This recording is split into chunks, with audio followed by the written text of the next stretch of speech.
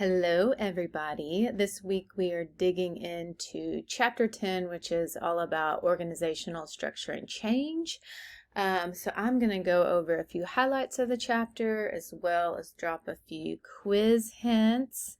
I got your quiz with me, so I'm going to make sure I include some of that on this video as well. Okay, so there's several terms you need to be aware of for your quiz, and if you I'm going to follow along in your text so you know where to find them, but organizational structure obviously is one of them. So just it's just a system that every company has that really just accomplishes and connects the activities that occur within an organization. So these structures are heavily relied on, and it really helps the way the organizational flows. So you need to be aware of what organizational structure is, as well as the organizational design. Okay, so setting up the organizational structures to address the needs of an organization and account for complexity. And so be aware of that. We also need to know what organizational change is, right? So the constant shifts that actually occur within an organizational system. So, and your book gives you some good examples here. So like as people come and go in the company, or maybe there's a change in the market, or, it could be changes, like when COVID hit, that really changed the way organizations ran. So things like that come up can cause an organizational change, right?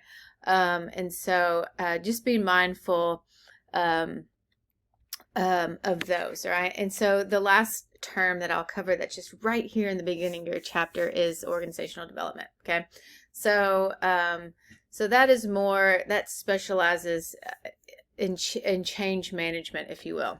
And so when we're talking about organizational development, it's when specialists really draw on the social science aspect of the business, and it kind of guides the change processes to really help the business achieve its objectives while generating, well-being for your employees. And it also mentions sustainable benefits for the society. So make sure you are aware of all of those terms, because you will see them on your quiz. And so in your book it mentions that different organizational structures are needed at different stages as an organization actually develops. And so that's kind of when change management comes into play. So in your book, in your chapter, it talks some common change models. It mentions Lewin's change model. It mentions Kotter's change model. And it talks about how appreciative inquiry and common adaptive systems as well. So these change models really can be used together, and they should not be considered as mutually as exclusive, if you will. So they can be used in different combinations to design change process that really meets the need of particular context within an organization. So you'll see these going throughout the chapter, and just be mindful of these as you are reading and studying and going through your slides and notes and all of the above. Okay, so I want to show you right here. So in your book it talks about formal and informal organizations, all right, and so it gives you some good diagrams here. This depicts more of a formal organization, right? So this sets up, it shows you who reports to who, if you will. So it mentions its defined set of relationships, responsibilities, connections that really exist in an organization. So this is what the formal organization looks like for a company, okay? But if you scroll down, this is what the informal part of the organization looks like. And with the informal organization, it really just shows how, it shows more of how the organizational actually flows and how they actually work together, right? So the formal is shows more relationships, like who reports to who, but the informal organization really focuses more on how the organization flows and, you know, stuff like that. So it's usually can be complex, and you know, it mentions that it's kind of impossible to control, and it really has the potential to significantly influence an organization's success. So those are the differences between those two. I would be aware of those, or make sure that you're aware of those for your quiz. All right, so if you scroll down just a little bit, and this chapter is not super long, but it talks about bureaucracy, okay? And, you know, it mentions that in your book, it talks about bureaucratic structures, and they're really strongly hierarchical, like form of organizing. And so it's really designed to generate a high degree of standardization. So when you're talking about bureaucracy, it also focuses on centralization and specialization, right? And so then it talks about your organic bureaucratic structure. So that really relies on the ability of people to really self-organize, all right, to make decisions without much direction. And typically so they can adapt quickly to changes. And so it goes a little bit more in depth here in this section of your chapter. And if you scroll down just a little bit, it kind of shows you the different mechanistic and organic structures, if you will. And so it's something that I wanted to bring up. It talks about, you know, just something to think about. So while the formal organization really depicts, you know, once again, who reports to who, the informal really reveals how the organization actually operates. So there are possible drawbacks to the informal structure, and I mentioned that it can actually be toxic. It can be complex, but it can be toxic, and it could, be like the serving platter, if you will, for rumors, which is not good. You know, you've heard of the grapevine, and so it can, you know, really be a serving platter for rumors or negative behaviors, such as backstabbing coworkers, bullying, stuff like that. So be mindful of that. That kind of all fits into the informal organization. All right. If you look, I'm going to go down just a little bit. So I kind of touched on the organic bureaucratic structure. The horizontal organizational structure, that's just when a lot of individuals across the whole system are really empowered to make an organizational decision. So you're going to have more of a flatter organization. When you have a lot more people on the same level, your organization tends to be more flat. When you have one person over a very few people, and then those people over very few people, then your organization tends to be more tall, or sometimes you'll hear it we'll call them narrow. So those are the difference here. So it mentions here that you know, refers to more of a flat organization. So I'm gonna fast forward just a little bit, and it talks about some different business structures. All right, and you want to be mindful of these for your quiz. So the first one it talks about is product structures. Okay, so when a business organizes its employees according to product lines or a line of business. And once again, it gives you a good example, some good examples in your text. So it mentions here that employees in a car company might be organized according to the model of the vehicle they help support or produce. And a lot of companies are organized in this matter. They kind of specialize in one particular thing so they can help people when it comes to that particular thing. It also talks about geographic structures here. And so they are organizations that are set up to deliver a range of products within a certain geographic or region. This is also very common in businesses. You'll hear that, you know, you might work by region. So like here, regional could be the state of Arkansas, state of Missouri, state of Tennessee, you know, whatever that looks like. So that's just when the business is set up more based on territory or region. So you might see, or might be over several products in a particular region, versus just focusing on one specific product. Okay. And then here it just talks about the matrix structure. Once again, this will be on your quiz. And it just talks about how they use this to minimize the potential for different problems, if you will. So it really describes an organization that has multiple reporting lines of authority.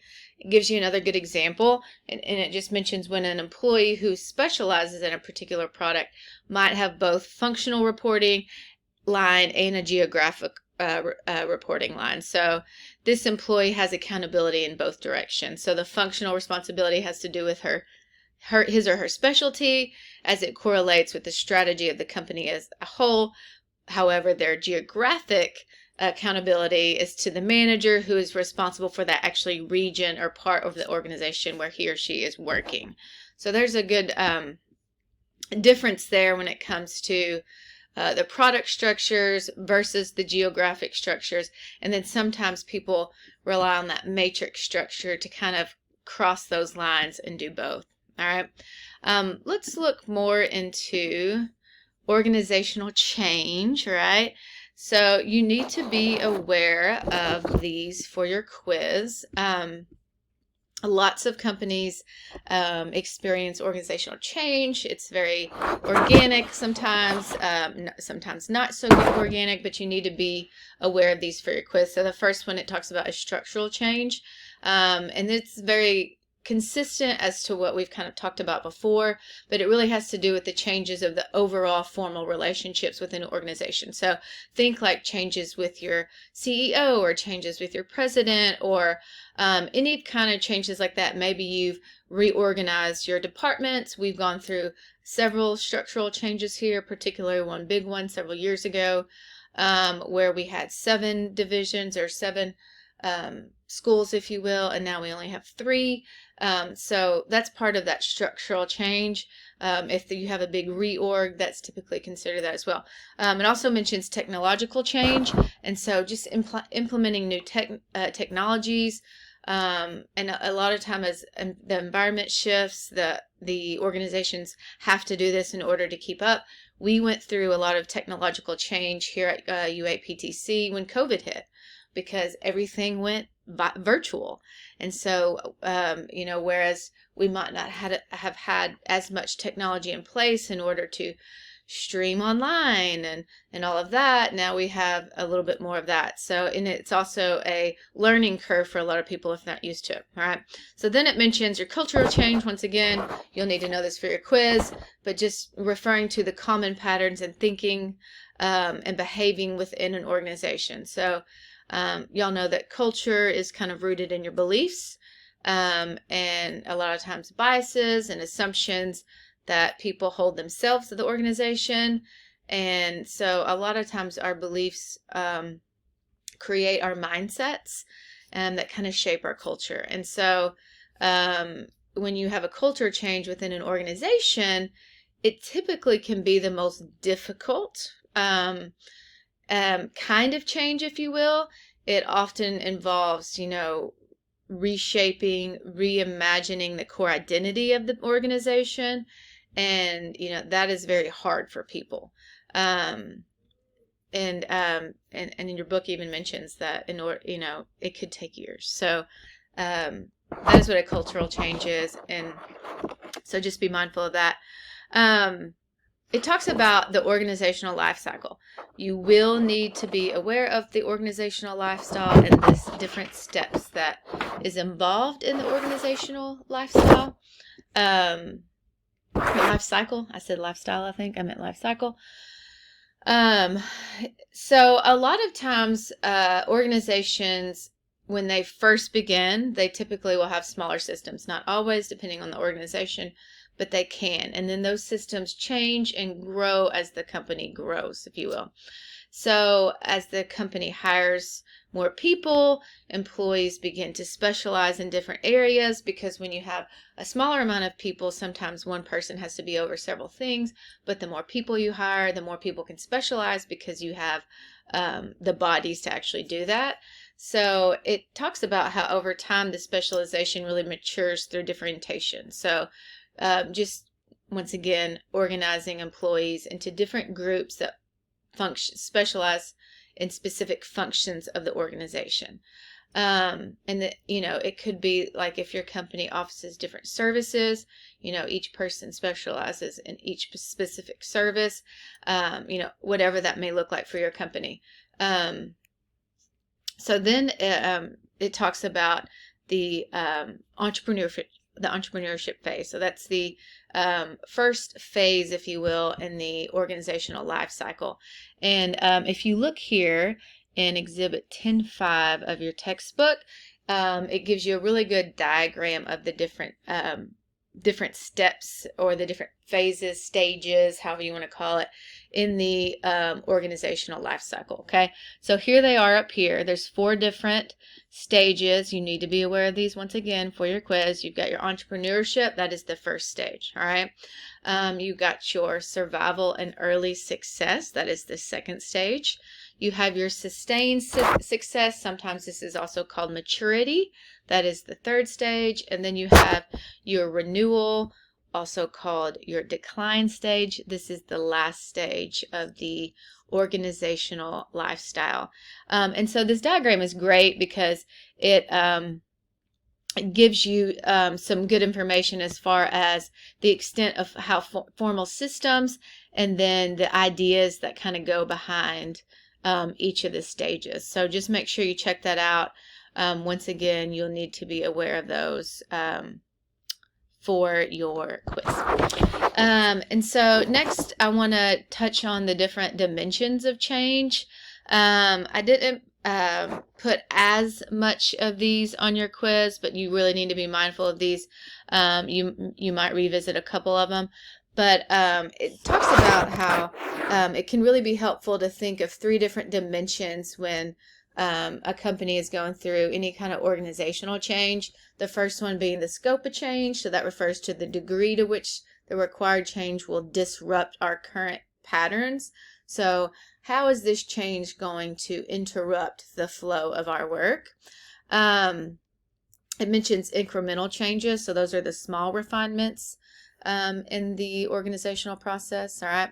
So it also then talks about the transformational change. So those are the significant shifts in an organizational system that may cause significant disruption to some, really underlying the aspect of the organization. So transformational change can be invigorating for some employees, but it also can be very stressful for others. So be mindful of that. It gives you some good examples in your book. It talks about how it can include large system changes, organizational restructuring. We've gone through that here.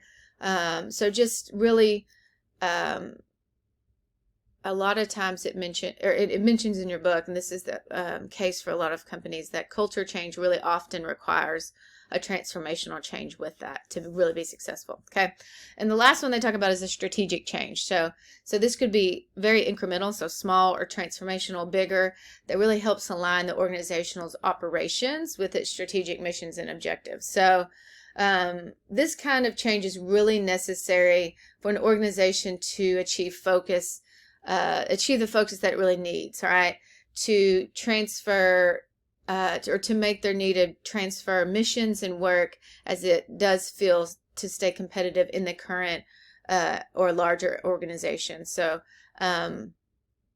so the strategic change, once again, it doesn't have to be huge, it can be small, but it really helps align the organization's operations. And so then you have the different levels of change here. So you have your individual level change, your group level change, and your organizational level change. Okay, and so that just refers on employees themselves, or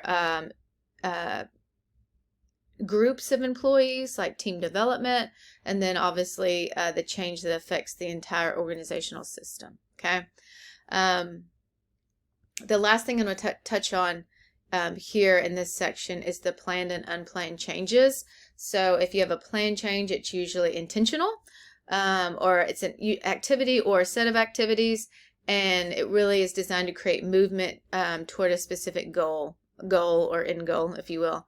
An unplanned change is unintentional, so the opposite, and it's usually the result of informal organizing. So it may or may not serve the organization well as a whole. It could be completely spontaneous. It could be occurring simply because employees of some part of the organization want to initiate change. And so once again, that's the differences between planned and unplanned changes. You might need to be aware of those for your quiz. All right.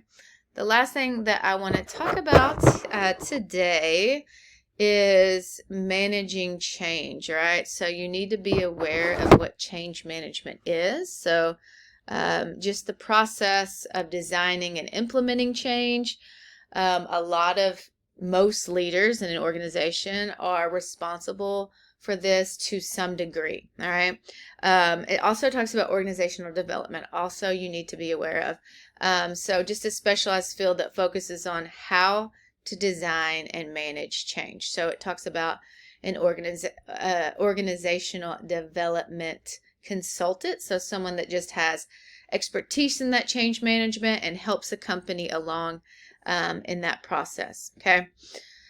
So toward the end of this chapter, it talks about basic assumptions about change. All right. So there are numerous models of change available to managers, and it's really sometimes hard to decide which one to go with and kind of depict what the differences are between them when you're going through this process. So if you scroll down real quick, it talks about deficit-based change. I can't talk today.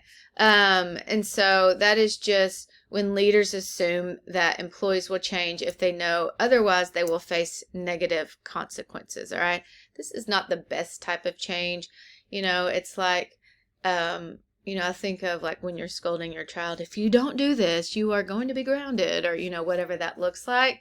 But it's just not coming from a positive place. Typically not the best approach in a lot of different organizations, but it really just depends what your situation looks like. And it maybe more high performing organization it would work better in. But then it talks about abundance-based change. So this is when leaders assume that employees will change if they can be inspired to aim for greater degrees of excellence in their work. So change based on if the employees feel like that it is really going to benefit them and that they will, be able to grow and do better. That is more focused on an abundance-based change. It is a little bit more of a positive aspect of change. And so once again, it really does depend on what type of organization that you work for. So then it talks about top-down change, which really just, relies on the mechanistic assumptions about the nature of the organization. So in this scenario, most employees in the top-down approach play more of a passive role during the design process, and they're generally expected to follow directions given to them by the top leaders. So that's why it's called top-down. And then the opposite of that, you have the emergent or bottom-up approach. And so this approach really relies on the belief that employees will be more invested in the change if they have some part or role in the process. Okay. And so this kind of reminds me of more of that democratic leadership when you involve your employees, get their ideas of what they think. And it's kind of true. The more you involve your employees, the more they're going to be on board with it. Okay. So it's kind of like if they helped come up with this change, whatever that is, then they're going to be more on board with that particular change. All right. And then the last thing it talks about is the participatory management. And so this is just including your employees in anything when it comes to the key business decisions and any common practices that really align with the emergent approach to change. Here toward the end of this, at the very end of this chapter, it talks about your conventional mindset. So just leaders that assume that most people are really inclined to resist change, okay? And therefore they need to be managed in a way that really encourages them to accept change. a lot of people do resist change. A lot of people don't like change, okay? And so really just figuring out how we can get employees on board with whatever changes need to be made, all right? And so, and a lot of times that does come with, including them in that. So that positive or appreciative mindset that it talks about, when leaders really assume that people are inclined to embrace change when they are respected as individuals with intrinsic worth, so agency and capability. So people that really believe that the change is for the better, that they will benefit from it, that they will be able to do greater things. That's that more of that intrinsic capability or mindset. So that's that positive or appreciative mindset approach. Anyways, that is hitting the highlights. I have made this video longer than I intended. I try to keep them under 20. It did not happen today, but I hope that you find that beneficial, and I will be chatting with y'all soon.